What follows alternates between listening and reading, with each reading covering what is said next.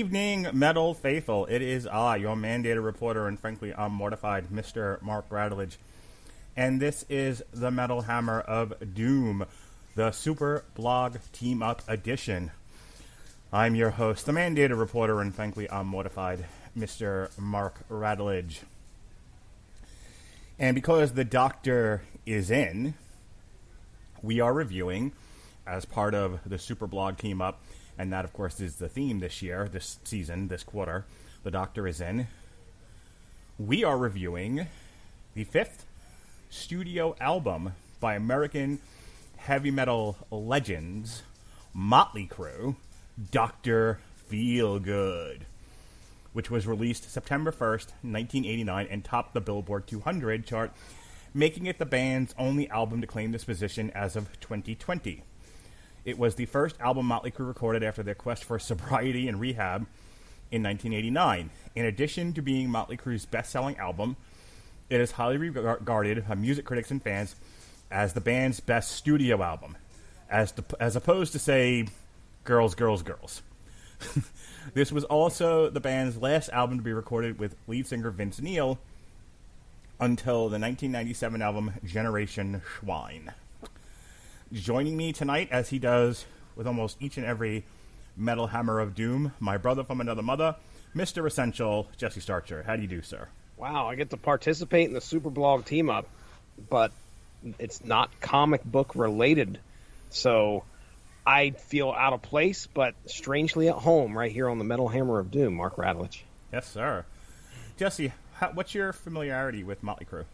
Well, I mean, I knew all the hits. I wasn't a big fan of Mötley Crüe. I wasn't seeking out the albums back in the day, but you couldn't escape these guys on the radio. I mean, that's how big of a band these guys were. They made some mainstream songs that, again, they weren't completely pop or mainstream in any way, but you were able to find them on the radio pretty easily back in the late 80s and early 90s. What's your earliest memory of Mötley Crüe? Like, what song do you remember hearing? Ooh. Do you think it might have been Home Sweet Home?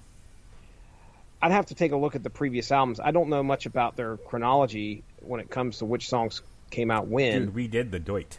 Come on. I know we did the Doit. I know we did the Doit. We did it. We did the Doit. But, I mean, honestly, I can remember Dr. Feelgood being the song that was the biggest hit in our area. All right. Let's chronologize this out. Okay. All right. So, 1989, September of 1989, that would make me 13, which would make you, what, 11, 10? Yeah, I was 11. Okay. What were you listening to when you were 11? If you're asking about how many tapes I owned, let's see. I was probably listening to DJ Jazzy Jeff and the Fresh Prince at that point in time. Okay. And so if you heard Mötley Crüe, it was because there happened to be a rock radio station on that somebody was playing, but you weren't actually seeking them out. Yeah, it's either that or I was not seeking them out. It's either that or it was the radio, either the radio station or MTV. Mm-hmm. I would say, I mean, there are obviously earlier hits that made them popular and got the ball rolling for them, but I can't imagine any song by theirs getting more radio play before Dr. Feelgood than Home Sweet Home. Yeah, I'm going through some of the some of the songs that were on previous albums. I mean, I definitely recognize them, but I'm trying to picture if I've heard them back then, or I remember Home Sweet Home and hearing that on the radio for sure. But that, what album did that come off of? That was the, oh my goodness, help me out. Home Sweet Home? Theater of Pain. Theater of Pain, thank you. Okay. So before Dr. Feelgood is released in 89, there was Too Fast for Love, there was Shout at the Devil, Theater of Pain, and Girls, Girls, Girls, which was which even though it went 4 times platinum, that was a one-song album, and everyone knows it, including Mötley Crüe. So I'm looking at Theater of Pain, mm-hmm. going through what the track list off of there. Smoking in the Boys' Room. I remember hearing that. How about here? Let's start with Shout at the Devil, which comes out in Shout at the Devil was 83, right? I can't say that I remember hearing that. Okay, because that was a big one. Shout at the Devil,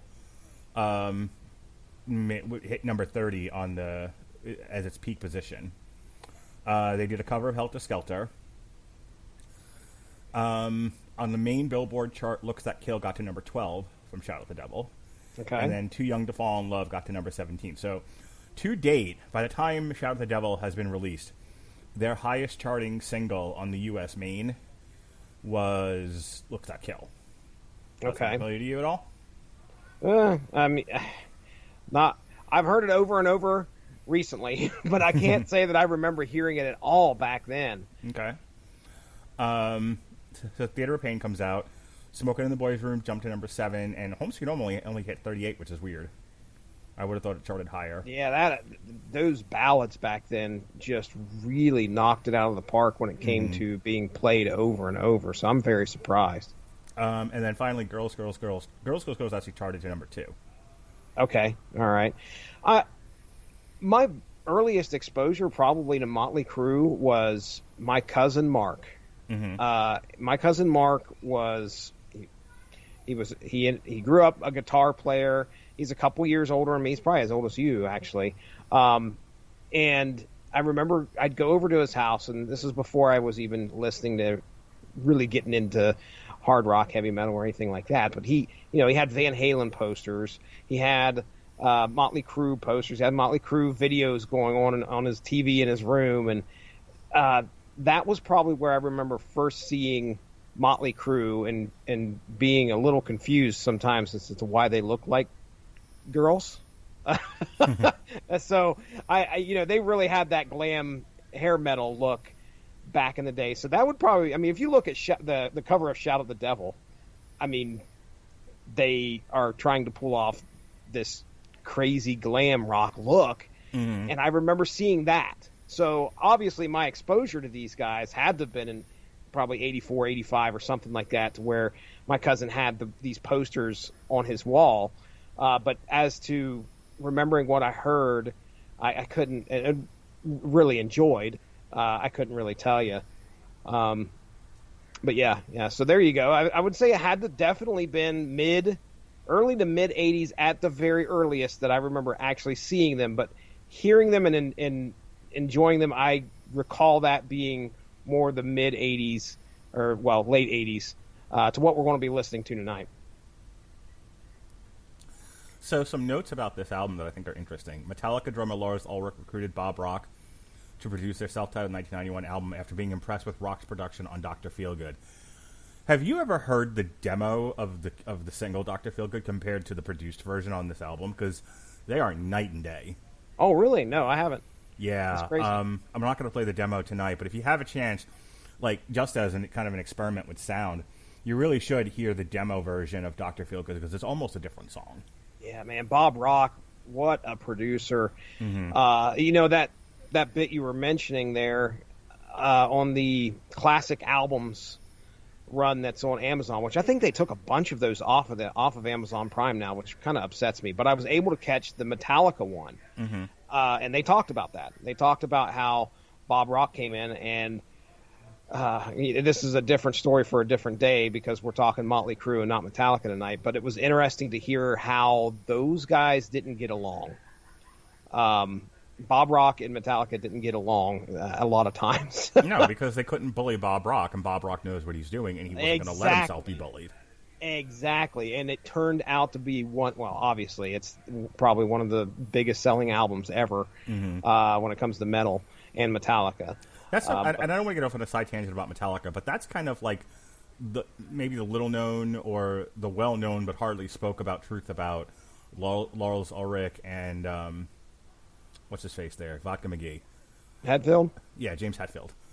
Is they really are like alpha bullies. Kirk Hammett they get along well with because Kirk Hammett's like, I just want to play guitar. But they, especially with James Hetfield and his drinking. Like, apparently he could be like a holy terror in the band. Man. And they've talked about, a lot of this came up in some kind of monster documentary But I haven't seen that. I need to watch that sometime. It's really worth a watch. Maybe we should talk about it someday. But that's the thing. Bob Rock is a highly talented professional producer, and he knows what he's doing, and he's not going to let an asshole like James Hetfield or Lowell Ulrich, who's like a control freak, push him around. And there's a reason why the Black Album is like a multi-platinum selling album. Yeah, and it's not because Metallica sold out. It's because Bob Rock pulled oil from a dead sand field. It really does. That classic albums series does show you how important, not that you wouldn't think that it isn't, but it definitely does show you how important production of an album is. Well, dude, we're going to hear that with Dr. Feelgood, which we should get into momentarily. But that's the thing. Like, if you compare, like, if you go back to, their like Looks That Kill, Too Fast for Love, rather. If you go back to like Too Fast for Love and Shout at the Devil, I mean, they don't sound like they recorded them in some dude's room or anything, but they definitely sound raw. Yeah, the production value's not there. Right, and Theater of Pain and Girls, Girls, Girls sound slick, but there's nothing special about them. I mean, Girls, Girls, Girls is popular because it's a chauvinistic stripper song. People love it. I love it. But it gets by, and Mötley Crüe have even said, they've talked about this in the book The Doit. Like Girls, Girls, Girls was like, well, we need to put another album out for Elektra, so here we go. They were all like fucked up on drugs, and it's my point being is that Theater of Pain and Girls, Girls, Girls sound like professional albums, but there's nothing special about their production. Like, there's a reason why Dr. Feelgood is not only a fun album to do because Chris Bailey said, hey, we're doing stuff about doctors. It really is one of the last almost perfect albums of the 80s. Yeah. Because if you think about it, it comes out in September of 1989. It comes out shortly after this or around the same time? Nirvana's Nevermind. Oh, yeah. And people... Robert Winfrey. People can talk about how shitty Nirvana is and what a terrible band they are. But that's that's ignoring their contribution to the sea change in music that's going to take place in 1991. Yeah. So when you think about and this does actually go back to Mötley Crüe, because they released Dr. Feelgood in 1989, and they go on tour, and they spend the next couple of years living off that album, and then Vince Neil's going to leave the band. Mm-hmm. If I remember correctly. Yeah, I think I covered this already, that this was the last album they did with Neil until he came back later. Mm-hmm. And then they replace him with Schmegegi, and I remember I think I remember talking about this when we talked about The Dirt. I can't remember the singer who came in's name, but they were they were having a hard time recapturing the magic with Vince Neil, and they were also struggling with the two things that were happening simultaneously in the early to mid 90s. So again, they are now in the shadow of their highest selling album ever, and they have stepped out of that shadow into an entirely new world where music has completely changed. Yeah. Everything they're doing is now passé. They are passé. Yeah. They are part of a culture that is no longer relevant at that moment in time. And you have two things.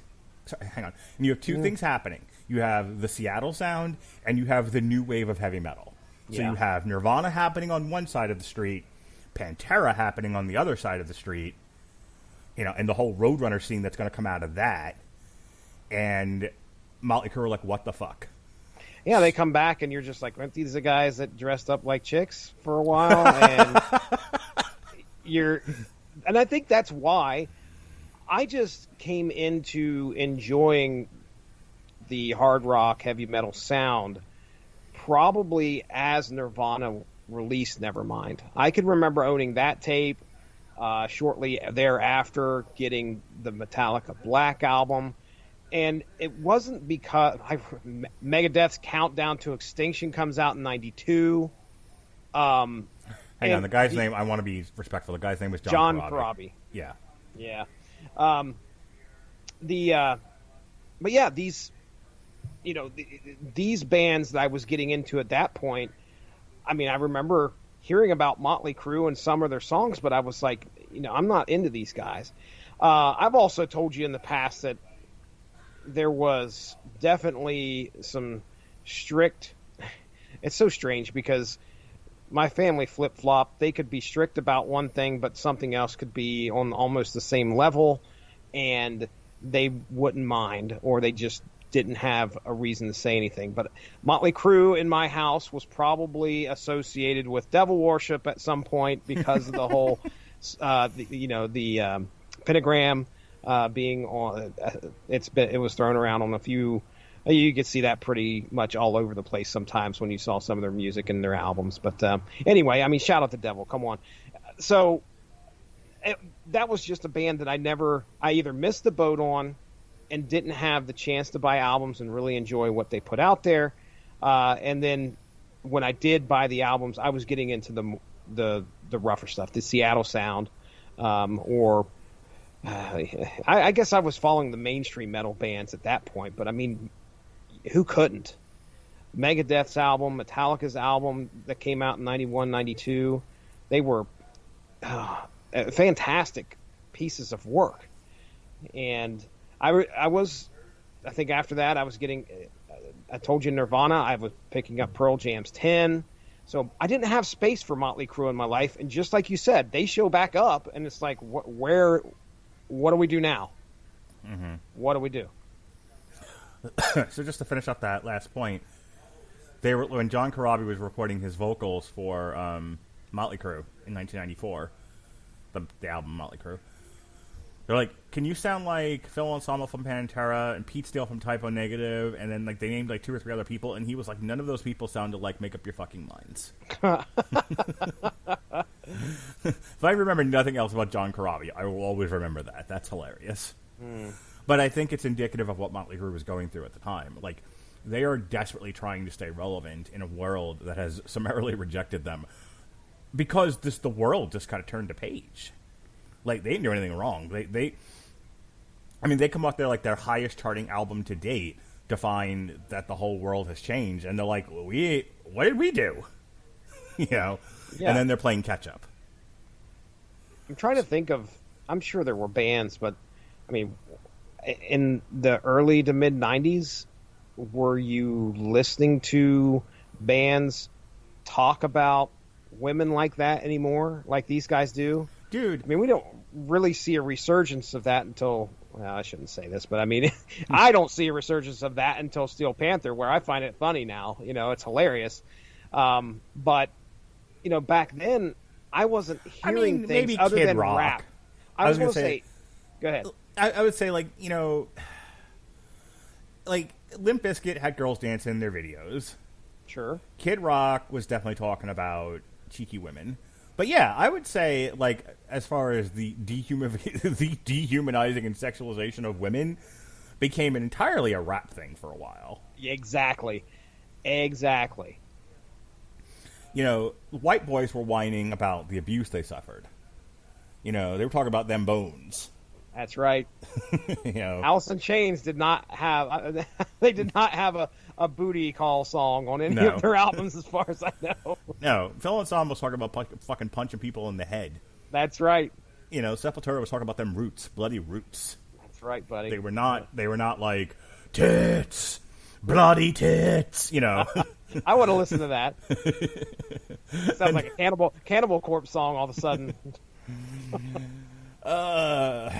Shake your ass. Watch yourself. That was mystical. Oh, wow. Well, we're going back to 1989. This does throw me back. I've listened to this album a few times, obviously, to get prepared for this, but I will tell you that this is the first time I actually listened to this album all the way through was for the show. So that, we're 2021, folks, and I am listening to Dr. Feelgood all the way through here. I want to look up something real quick. I want to see if I have the date right for the Black Album, because I feel like I bought a bunch of albums around the same time, if not the same day. I'm pretty sure it was 91. Oh man, I got so many memories with that album. Okay, so the Blackout, yeah, is 91. So maybe I bought Mötley Crüe's Dr. Feelgood around the same time, but it had already been out for 2 years. What was the other one? Forever Your Girl. Paula Abdul? Yeah. Oh my goodness. I'm forever your girl. I listened to that album about 2 years ago, and it still stands up in my opinion. Oh, totally. I may have bought Paula Abdul and Mötley Crüe on the same day. What a mix! Yeah. When did Nina Cherry put out her album? Oh, Nina Cherry. You said you about called her Buffalo Stance, didn't you? Yeah. Well, that's the one song I remember was Buffalo Stance. We all hang in a buffalo stance. That's a good one. We do the dive every time we dance? Okay, so it was Raw Like Sushi, and that was 89. So I can almost guarantee around the same time I got Paula Abdul's Forever Your Girl, Nina Cherry's Raw Like Sushi, and Mötley Crüe's Dr. Feelgood all around the same time. And I must have bought the Black Album and Nevermind on the same day, too, because I remember them all kind of being associated with one another. Yeah. This was probably my introduction to Columbia House when it came to Nevermind and the Black Album.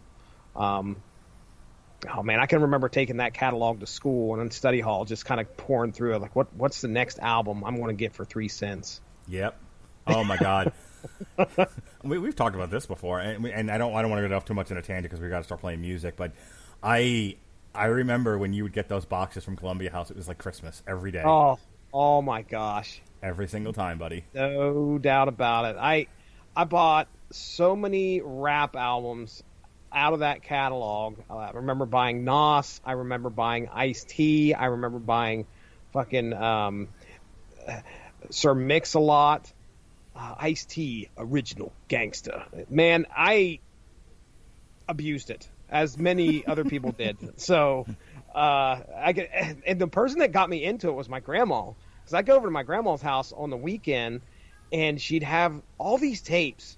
I know I may have talked about this before in the past, but Grandma Mary had tapes upon tapes upon tapes, and I'm like, where in the hell is she getting all these? And then I would stumble upon this little catalog sitting on her kitchen table, and she had a pen and a piece of paper, and she was going through it. And I'm like, what is this, Grandma? And of course, she got the country edition of things. Sure. So I was like, oh, I want the metal edition, and signed up. And of course, they gave an account to anybody. I don't think they had a way of checking, but you signed up for it, and this is like, oh, you're 13? Okay, here you go. We'll be sending you, and man, I went into so much bad credit before I even turned 18 because of that place. All right, so Mötley Crüe's Dr. Feelgood. We're not going to play TNT because it's just, women masturbating and explosions and shit. I call that atmosphere. But the edition I have from the service that I'm using has an extra track on it. Get it for free, so we'll play that. And okay. We'll do 3 songs at a time, all right? Sounds great, man. Oh, we're going to start this off so good. Yes, sir. All righty. So first 3 tracks over here are the title track, Dr. Feelgood, then Sassy Your Pie, and then do the Rattlesnake Shake.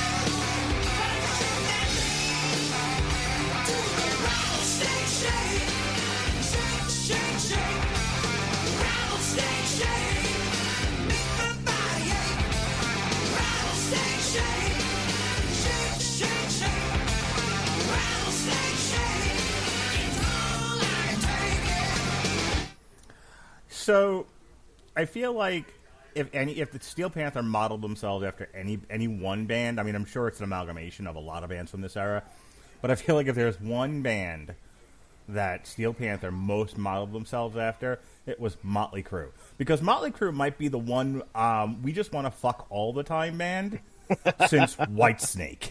Holy cow. Yeah. Yes, sir. I was, as we were going through those songs, I was taken back to, about that time period when I was hearing some of these songs hit the radio. Did you ever talk to a girl when you were in school and be like, hey, man, do that Rattlesnake Shake? She was like, get away from me. No, I probably beatboxed in front of her. Stop spitting. She swooned. Remember, at a couple years after this, Jackal's going to hit the scene. I'm your lumberjack, baby. So, there's probably a band that kept up this type of atmosphere, I guess we'll say, when it comes to songwriting. Because there was quite a few. I bought that album probably out of Columbia House, but I remember listening to that and hearing a lot of discussion about women. And but yeah, man, I agree 100%. Steel Panther is the present day mirror image of what I think, just taken to some kind of crazy extreme of what Mötley Crüe was. Well, I mean, look at Slice of Your Pie, right?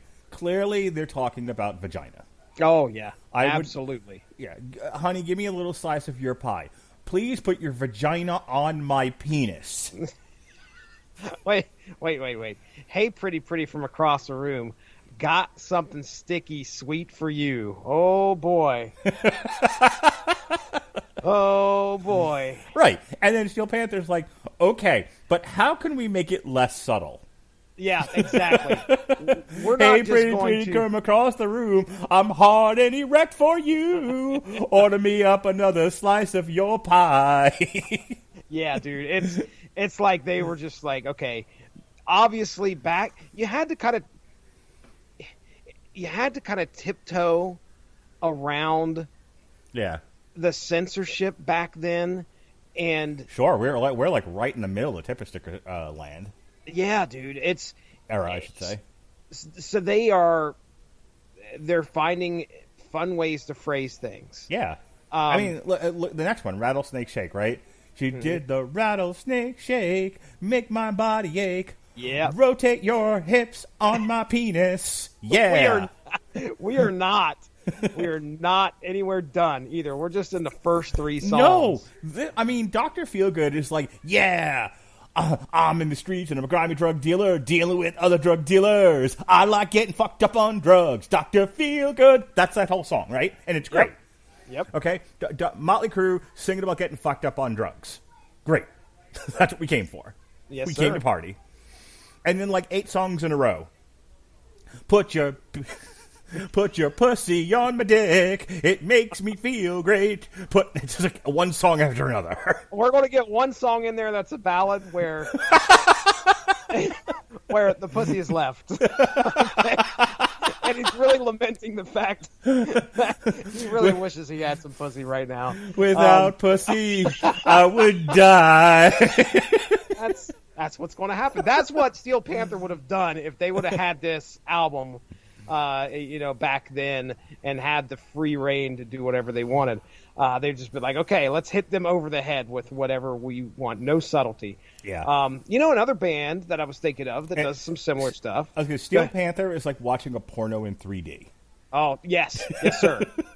With your VR glasses on. Poison at this time is putting out similar stuff.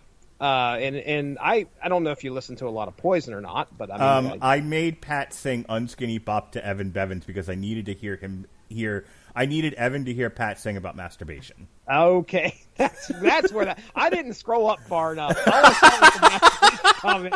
I was like, well, I need to check out of this real quick. But yeah, Poison is singing very similar content, at least what I've heard. But again, Mötley Crüe is these are the guys that you want to go to get that sex, drugs, and rock and roll. Mm-hmm. You know what I'm saying? That they embody this at this time. What an opener, by the way. We open this album with Dr. Feelgood, title track, and it is obviously, man, what would you say? Probably top 5 from this band. Really? Are you going to put anything else? Are you going to put anything else in the top 5 above Dr. Feelgood and knock him out? I don't think so. Not in my opinion. Again, I think we already covered this, but like, didn't we already say that this is probably the highest charting single ever? There you go. On the U.S. main. No, I'm sorry. Girls, Girls, Girls was that went to number 2 in the U.S. main, and then on the regular U.S. chart it went to number 12. Dr. Feelgood. I mean, it's close. It's number 6 on the U.S. chart, so it charted higher on the general U.S. chart. On the main, it ties with "Smoking in the Boys' Room," and it gets beat by "Girls, Girls, Girls," but not by much. But it also charts in Australia, it charts in New Zealand, and it charts in the UK. And as I'm looking at this, it's the only single they've had that went gold. Let me tell you what I'm seeing here, because we're about to start another set of 3, mm-hmm. and according to the service that I'm using, the next song we're going to play is the only song off of this album that really has more plays than Dr. Feelgood. Mm-hmm. So, I blame the SpongeBob movie for that. Oh, really? Mm-hmm. Which for the next track we're going to be hearing? Yeah, they used that in the trailer, and they didn't use it in the movie, which I was pissed about. I was going to say that this most recent movie you're talking about. Yeah, Sponge on the Run. I don't remember seeing the trailer though, so I was going to say I can remember the 2002 movie or whenever it was where they brought in did a rendition of Twisted Sister, mm-hmm. But yeah, okay, that you very well could be right. So all the kids are going out and looking for this next track. What is that crazy song that that gets SpongeBob and what's the starfish's name? Patrick. What's that? Because they literally as soon as the trailer shifts into high gear, and they're like, oh my god, road trip, and they go to save his snail, Gary. You hear Kickstart My Heart. Oh, nice, very nice. I'll tell you what, man. I was playing this in the car with the kids, and remind me to round back to trying to explain to your child what some of these songs are about without having to explain to your child what these songs are about. Oh, no. I mean, but there's nothing like having a 10-year-old feminist in your back seat to listening to "She Goes Down." And no. Down where? No. All right, everybody, we're changing bands. Go to parkour class now. Out you go. She goes downstairs to the basement all night long. Yeah. Yeah, this is a lady that doesn't. Yeah, she doesn't stay upstairs very often. No, she goes down. She goes to where the workbench is in the basement. Indeed. Where they all need to go, I guess. That's very sexist. Yeah, I was going to say that wouldn't get you very far with your feminist daughter either. I just want to let it be known that Mark Radulich is, an equal opportunity, but Jesse just said that all women should go down in the basement. I was paraphrasing you, sir. That's what okay. Nice bat back in the tennis ball. Oh, damn it. Please play the next 3. All right, here we go. So this will be Kickstart My Heart, Without You, and Same Old Situation.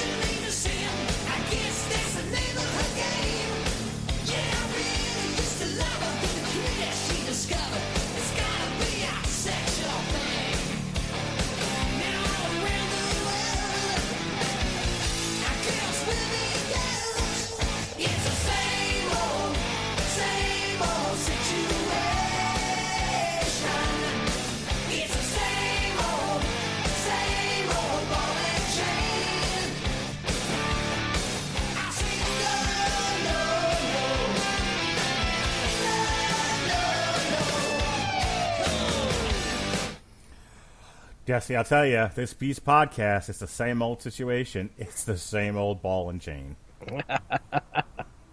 Ah, man.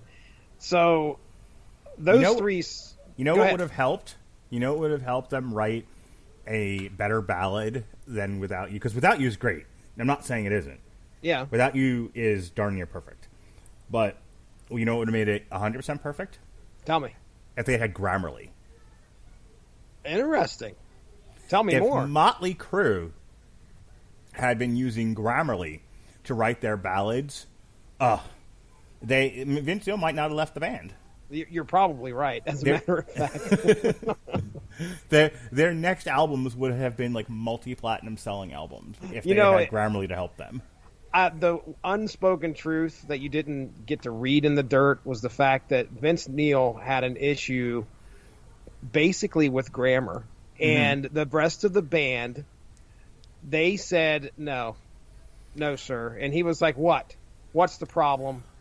The sex, the drugs, what's going on? They're like, no, you have to fix yourself.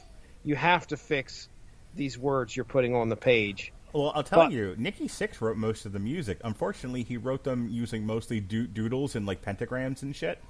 Like drawings of the devil, and Vince Neil's like, what the fuck is this? It's like, well, it's a song I wrote called Shout at the Devil. He's like, you drew a devil with a pitchfork and a megaphone. That would have caused a little red light to pop up right there if he would have just had Grammarly. That's what I'm saying. Because Grammarly's AI-powered product would have helped communicate more effectively. Grammarly would have helped them write mistake-free on Gmail, Facebook. I mean, none of this existed in 1989, but it could have. It could have. On Gmail, Facebook, Twitter, LinkedIn, and nearly anywhere else you would be writing, on the web or otherwise. Grammarly corrects hundreds of grammar, punctuation, spelling mistakes while also catching contextual errors, improving your vocabulary, and suggesting style improvements.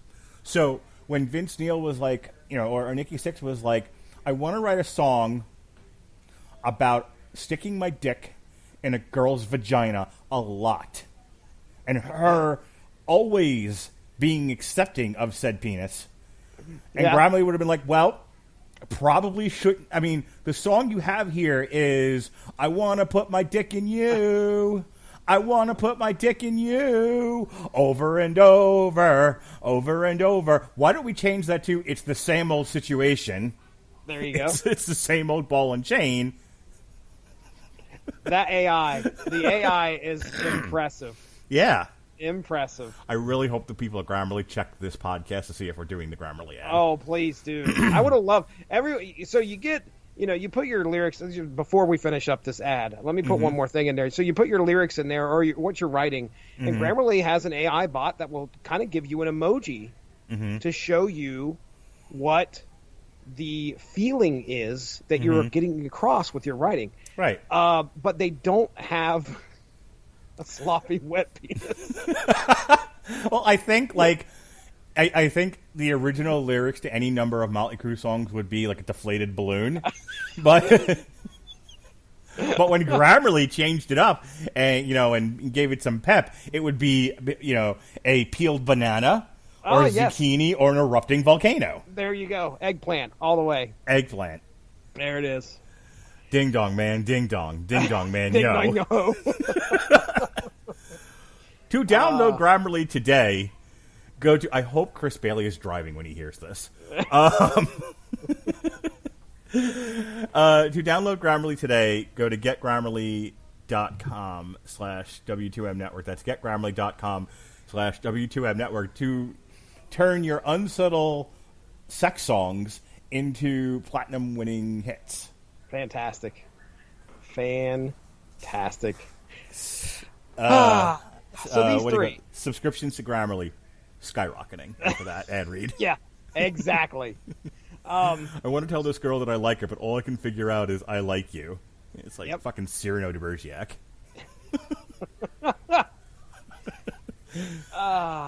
So these three, can we get back to the album? Oh my gosh.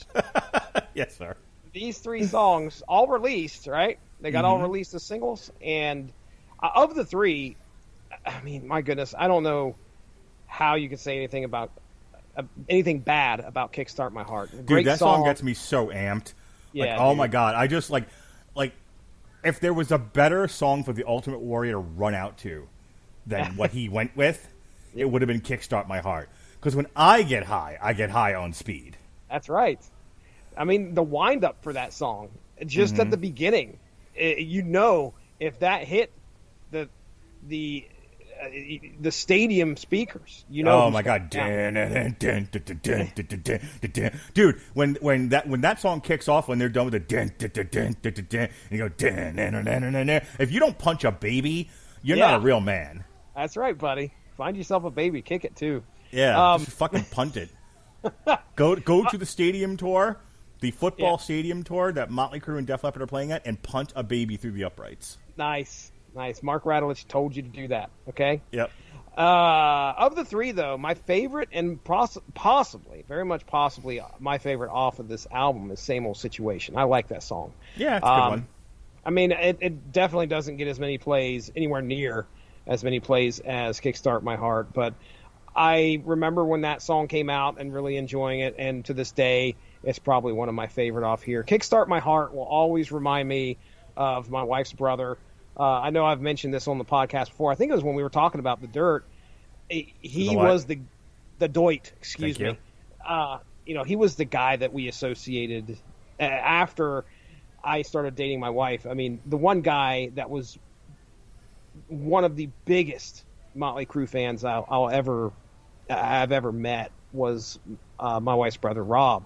And he played drums, so obviously he was a Tommy Lee fan. He would sit there and not even sitting at a drum set, as soon as "Kickstart My Heart" would hit, man, he'd just start going like he's playing the drums. And he knew these songs forwards and backwards. So "Kickstart My Heart" is always going to remind me of him. Actually, just about damn near any Mötley Crüe song is going to remind me of him. But yeah, "Kickstart My Heart" most definitely. And "Without You," what a ballad. I remember, probably calling up the local radio station. Could you dedicate this to my girlfriend? Back in whatever grade I was in. And but you started dating your wife when you were in first grade, so.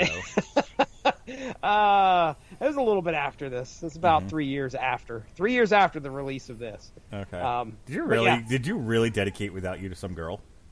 I'm sure I did. It was either that or a Def Leppard song at the time. I hope it was a Def Leppard song.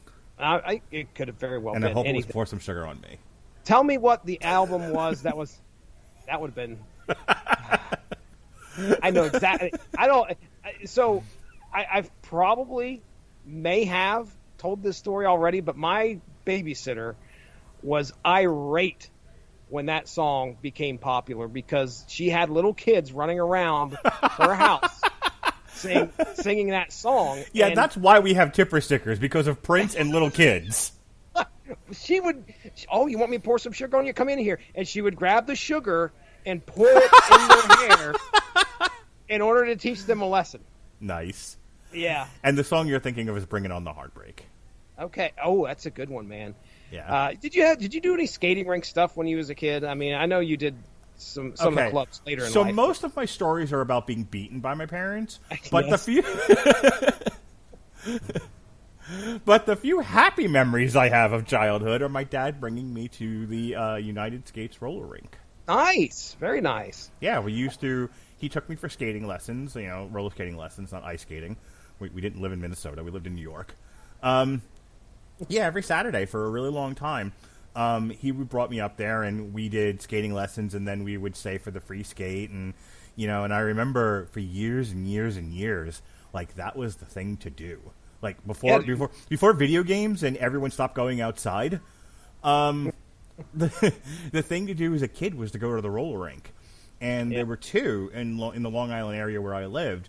My dad took me to the one closer to where we lived in the hood. But then when we moved to Massapequa, I lived down the street from another roller rink, and we hung out there all the time. Yeah, dude. If you could get a girl to couple skate with you. Yeah. Oh, my God. It was like a slice of your pie. Oh. Yeah. I guess maybe you could do that. Pull those parallels. So, yeah, we had the similar situation. Not the same old situation, but a very similar situation here in our town where And the rink is still down there, and it is still operating to this day down by the fairgrounds. Yeah, we have one in Tampa too that's still going, but it's like it's one of those now like retro things that adults do because fucking kids don't do it.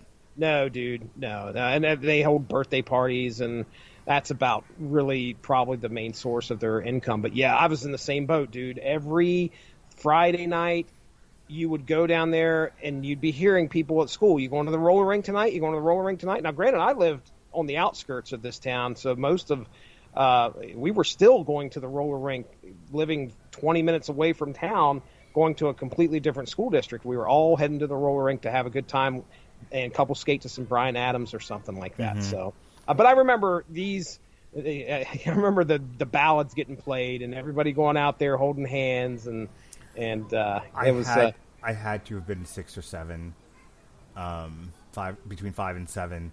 So and I'm born 76 for all you kids out there listening to this podcast. So this is the early 80s. Can you imagine the songs they played? Oh my goodness. Yeah. So we were skating up until I was 13, 14 years old here. So, that would have been 89, 91, 92. So, but it died off pretty quickly. I think a lot of it was, I say quickly. I personally stopped going because I started playing video games, Mark Radulich, and of course got a job shortly thereafter. Ain't no time to be skating, sir. I wanted to ask you actually because one of the notes on here, and I meant to ask you this before. One of the notes on here was that Dr. Feelgood and Kickstart My Heart are available in the soundtrack to the 2009 video game Brutal Legend. Did you ever play Brutal Legend? Never did, and I can't remember if that's the one that has Jack Black voicing it. I know what it is. I cannot. I've never played it. I've wanted to. That's cool though, because it's obviously built around the metal and hard rock songs, and that's kind of the feel of the whole game. So we'd have to look at the soundtrack for that whole thing. Does it have it? Do you have it in front of you? Hang on. Click on it and just tell me what else is on there, because it doesn't stop there. I think there's a lot more heavier tracks. A lot more heavier. It was more, better, heavier. Get me Grammarly right now.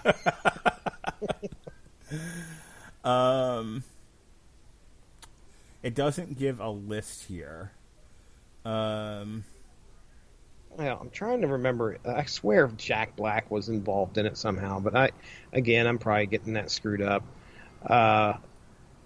Okay, so Garth Matalis. Oh wow. Okay, I might have. Okay, I think I got it here. Okay. It doesn't give bands though; it just gives songs. I've got it for you. Here you go. Okay. All right, so this list has been pulled from EA Denmark's site. Now, this might be... It's the full Brutal Legend soundtrack released by EA Denmark. Oh, shit. Yeah, I know. I'm looking at it now. Holy crap. 3 Inches of Blood. Yeah, buddy. Anthrax, got some Anvil, Apostasy, Bishop of Hexen. Can't say I've heard of that. Got 3 tracks from Black Sabbath, Carcass, Children of Bodom, Dr. Feelgood from Mötley Crüe. Dark Tranquility. Nice. That's a nice pool right there. KMFDM, doing it again.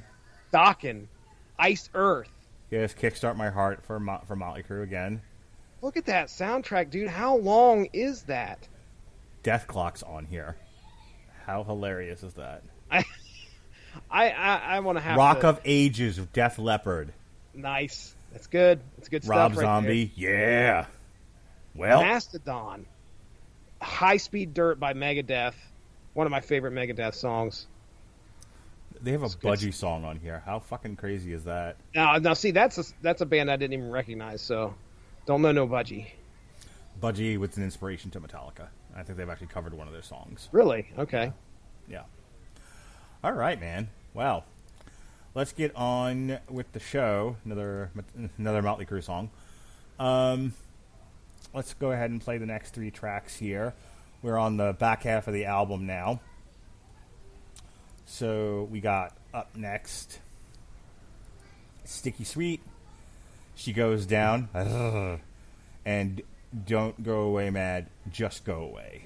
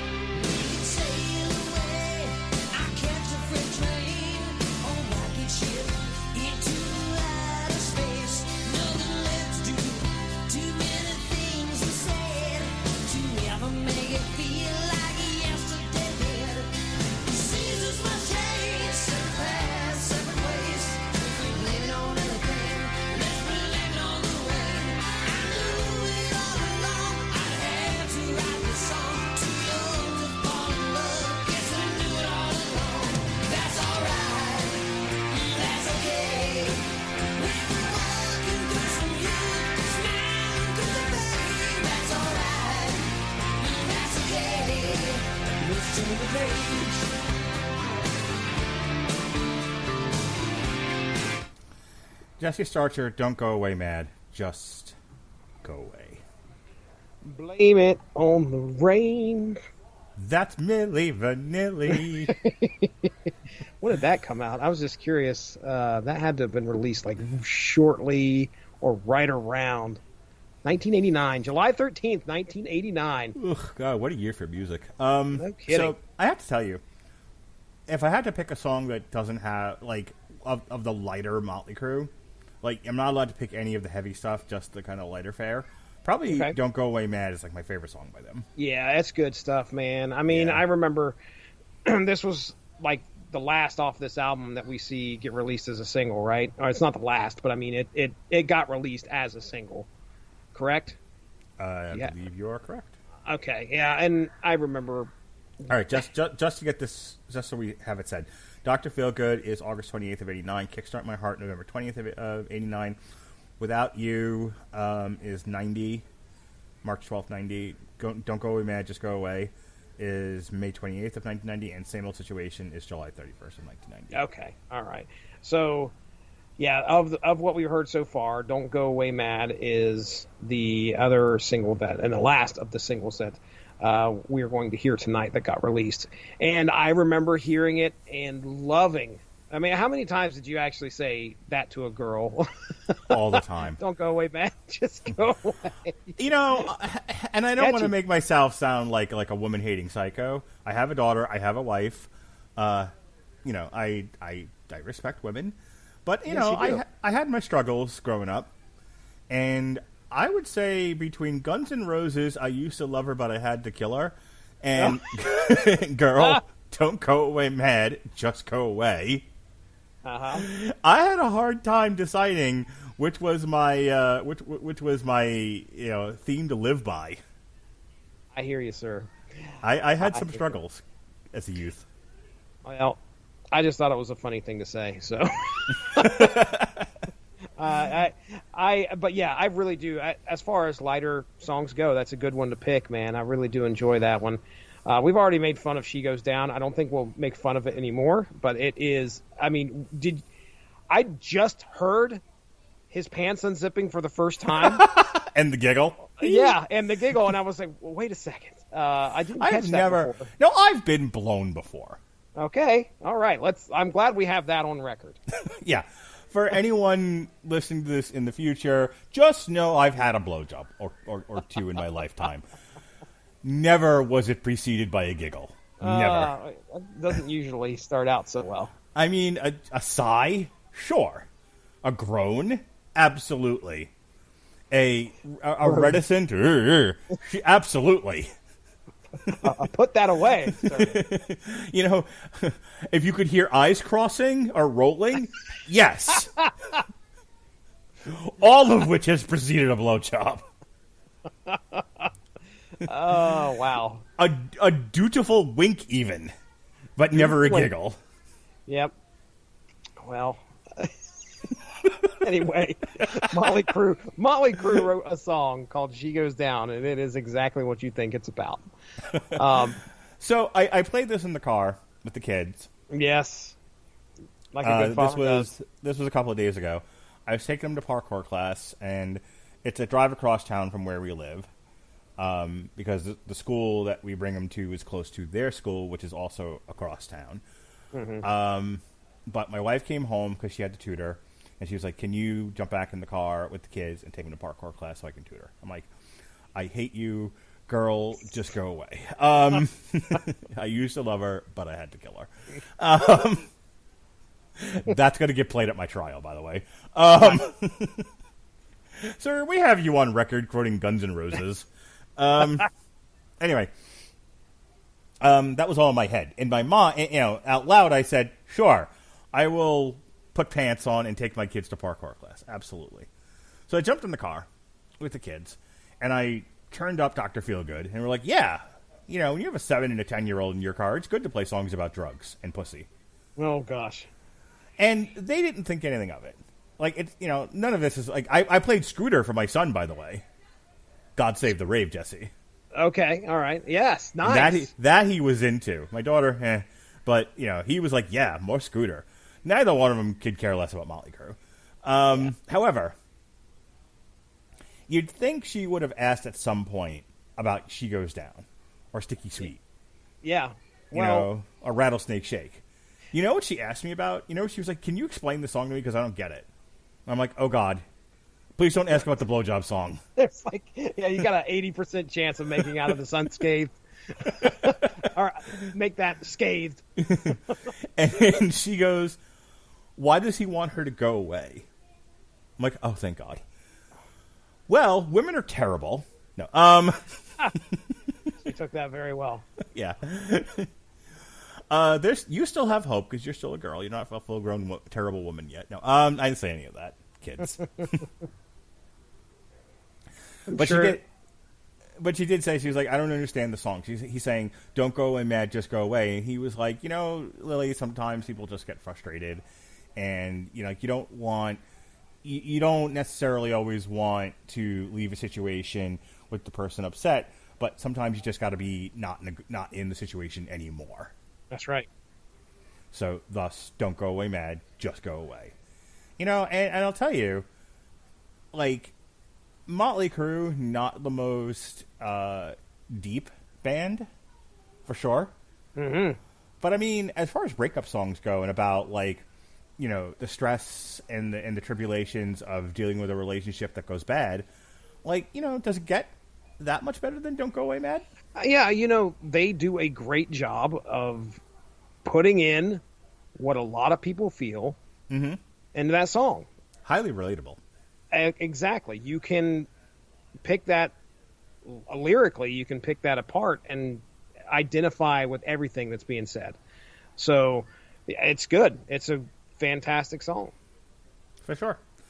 All right, we have 2 songs left. We have the traditional last song of the album, and then we have a bonus track. I'm a bonus track. So let's go ahead and play those. It is Time for Change, and then Get It for Free.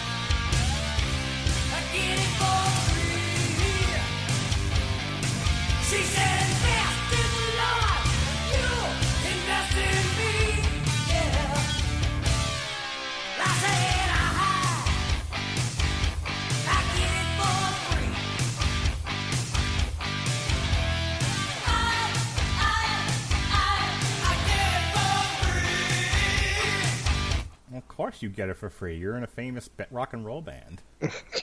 Yeah, at that time, probably one of the most famous. Yeah. I had forgotten how good Time for Change is. Like, it's one of those ones where it's on a single. It's at the back half of the album. It's the last song on the album, traditionally. It's just one where the focus on this is the singles for the most part, and all the sex song. And then there's that one at the end, and you're like, holy crap, I forgot this was even on here, and this is amazing. Very good song. 2 months later, after this album drops, so does the Berlin Wall. And you could probably see that there is some references throughout the lyrics of that song about what's going on throughout the world and kind of the vibe that everybody's getting for this major change that's upcoming. What was the other? Wasn't there a song called "Winds of Change"? Yeah, that's by Scorpions. Which my father-in-law hates, by the way. And can we go ahead and hear why? Yeah, he was a roadie before he decided to become a corporate sellout. Oh no! So he's heard it over and over and over. Well, no, apparently. I don't remember how he got to Germany from Florida, but he went to Germany, and I know he went to school in Germany at some point. College, but there is a period of life post surfing in Florida, being a ne'er-do-well, pre being a corporate sellout, where he's a roadie for rock bands. Interesting. Yes, he tells a lot of stories from the road, from his time as a roadie, and there are bands that he likes because because they were great musicians, but also because they were nice to him, they were nice to the Crüe, they were decent fellas. Yeah. Then there's bands that he hates, and it has nothing to do with the music. It's because they were jerks. Okay. Apparently, at the top of that list is the Scorpions. No kidding. Yeah. Interesting. Well, I was just looking at Winds of Change. Winds of Change drops a full 2 year. Well, I say full, but it's about a year and a half after the Berlin Wall comes down. It was recorded in '90. Yeah, I would agree with your assessment that after Rocky IV, the other thing that ended the Cold War was Mötley Crüe's Dr. Feelgood. There you go. Well, I mean, that is, people pick this album up expecting one thing, and the next thing you know, Time for Change hits, and look out, ladies and gentlemen, there's a dirt farmer in Kiev who's like, I'm willing to stand on bread lines and starve to death and die. But then he gets a copy of Mötley Crüe's Dr. Feelgood. Here's Sticky Sweet, and he was like, you're right, America. Penis is better. And in order to have penis and vagina, you must have freedom. And then the Berlin Wall came down. That's exactly right. In Germany. And he knew. From Kiev to Germany, by the way. That's the title of their next album, isn't it? Well, and Get It For Free. You could tell the production value. You said that was a bonus track. You can tell that was something that was thrown on there without a whole lot of production put into it. Yeah, for sure. It doesn't compare to the rest of this album. It's a decent song. I do like how you get a little bit of the, I want to say, blues influence. Is that right? Do you pick that up as well when you hear some of these songs? Like, it feels kind of bluesy a little bit. It's obviously... It's got swing to it. I hear that. Okay. And Get It For Free starts out a little bit like that, in my opinion. But, I mean, all in all, like I said, this was the first time I ever listened to the album all the way through. It is one of the most iconic hair metal bands, iconic hair metal albums that hit the stores back in the day and hit the airwaves, and I understand why. I completely do. This band was something else. It would have been really interesting. We know all about the strife that was going on with the band after watching the the movie, The Doit, biopic about what occurred. But it would have been really interesting to see Neil stick around and see what they could have done to try and follow this up if they could have. Mm-hmm. But, we got Dr. Feelgood and we felt good. What do you think of that? Yeah, I enjoy it. Yeah, you know what? We spend so much time on the Metal Hammer of Doom trying to cover new albums. I'm really making an effort this year to, not just because of the Superblog team up, but really just in general, trying to kind of break out of the mold and do some albums from when we were younger, to kind of mix them in, especially on weeks where there isn't a whole lot of anything new and interesting to talk about. Kind of go back and reflect on some of these albums and, do they stand up? And that's the thing about Mötley Crüe's Dr. Feelgood. It wasn't just a goofy pick for this topic. It was one of the few albums from that era that transcends nostalgia and still stands up as a great musical number. It's still, we used to talk about like perfect albums, so like Guns N' Roses' Appetite for Destruction, Dr. Dre's The Chronic, and I would tell you there's not a bad song on here. There's not a filler song on here. It's like the opposite of Girls, Girls, Girls. Yeah, I'll agree with that. I'm hoping that Bailey is listening to this and understands that the next Superblog team up has to be based off of some type of food topic, and then we can do Appetite for Destruction. I thought you were going to be like he has to like pick confectionery so that we can do Def Leppard's Pour Some Sugar on Me. The Superblog team up baked goods. That's traumatizing history right there. I'd have to go into more stuff about how we got paddled at my babysitter's, and it was not good. Paddled, Mark Radulich. Paddled. All right, we only need one traumatized person on this show.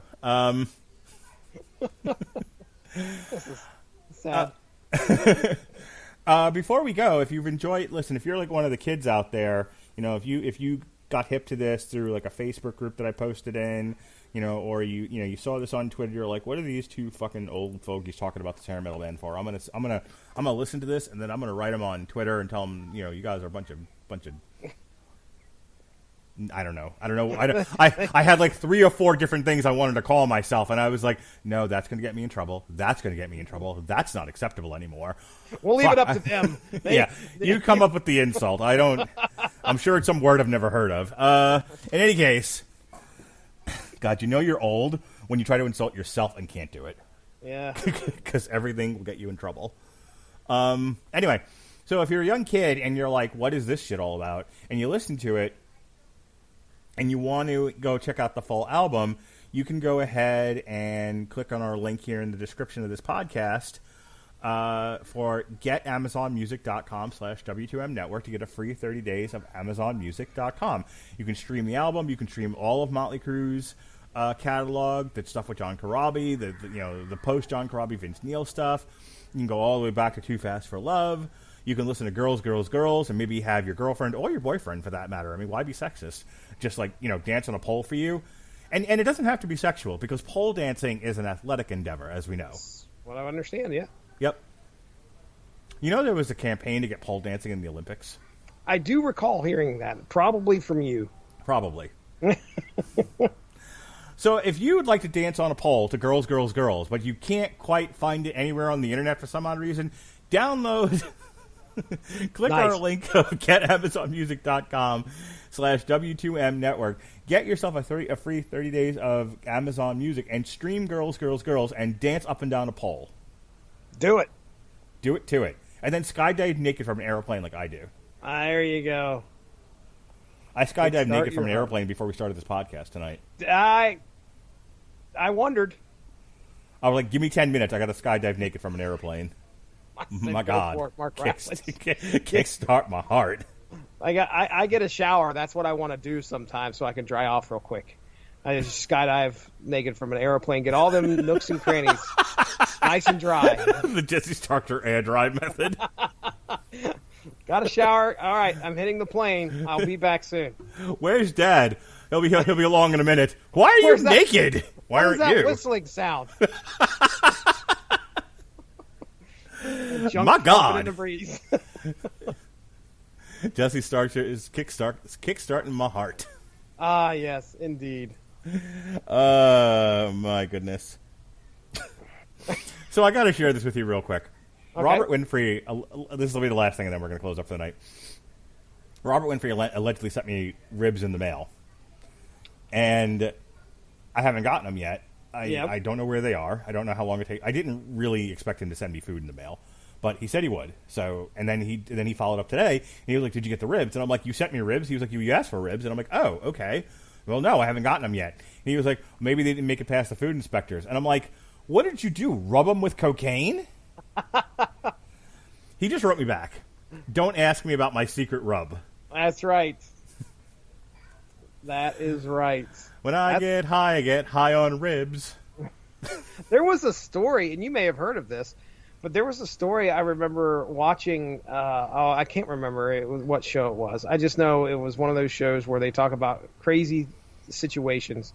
So this guy was really upset that his wife was gaining weight, so he started sprinkling cocaine in vegetables, and he would cook the vegetables up, and she became addicted to the vegetables, and she lost a bunch of weight, and summarily became addicted to coke at the same time.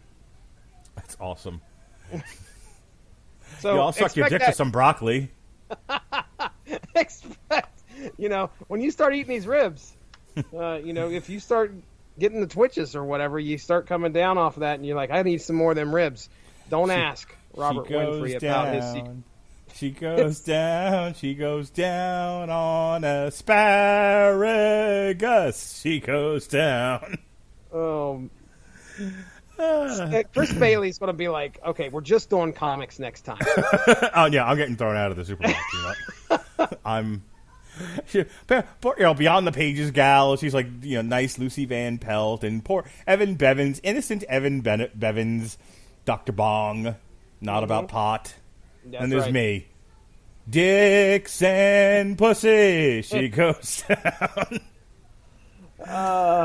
All right, that's it. That's our Superblog Team Up edition of Dr. Feelgood by Mötley Crüe. The other Superblog Team Up that went up today is Long Road to Ruin. Decidedly less sexual. It was Dr. Dolittle, the porns. No, the movies with Eddie Murphy. The 2 Eddie Murphy Dr. Dolittle movies. So check out me and Sean talking on A Long Road to Ruin about the Eddie Murphy Dr. Dolittles, as well as this, as well as all the other great non-sexual, non-druggy Superblog team-up entries from Beyond the Pages and Dave's Comics blogs. And the porns were called Doctor Does a Lot. Doctor Does Her All Night Long. Doctor Do It to It. Doctor Do Me Baby. Ooh, ooh. Ooh, ooh, baby. Do me, baby. All right. So it's Wednesday, May 12th, Jesse. Is there anything you want to plug? I can tell you that there should be a syndicated source material dropping where we talk about, if you are into comics, the syndicated source material is dropping some old episodes of source material, and I believe the 15th, which is Saturday, will be What If Volume 1, maybe Volume 2, I can't remember, but I can tell you, what if the alien costume possessed Spider-Man, one of Evan Bevan's favorite What If titles. So I think that was Volume 2, but either way, check that out, because Ronnie Adams and I talk about that, and it is a story that takes some crazy turns, as many What Ifs do. And then on June 5th, he dropped something called, like, Colonel Sanders or whatever, where I guess he just eats a bucket of chicken on the podcast. Right. I hope you guys are into that. Oh, what is it called? Where you hear the sounds. Now, why does my brain completely fail me when you know what I'm talking about. If you listen to them YouTube videos where it's just people smacking their lips or running a spoon through yogurt, that's what I'm doing with the bucket of chicken. You're a bastard, Mark Radulich. That is about a man who was an inker, a tremendous artist for Marvel Comics, and I hope you guys tuned in to listen to me give him his props he was due. You talking about like that artist, one artist that I like, Keith Lee? No, just Keith Lee is a wrestler, isn't he? Yes. That's what I thought. No, Mark Scott Radulich. Keith, Jack Keith, Scott Keith, Mike Keith, Sam Keith, Sam Keith. Good night, everybody.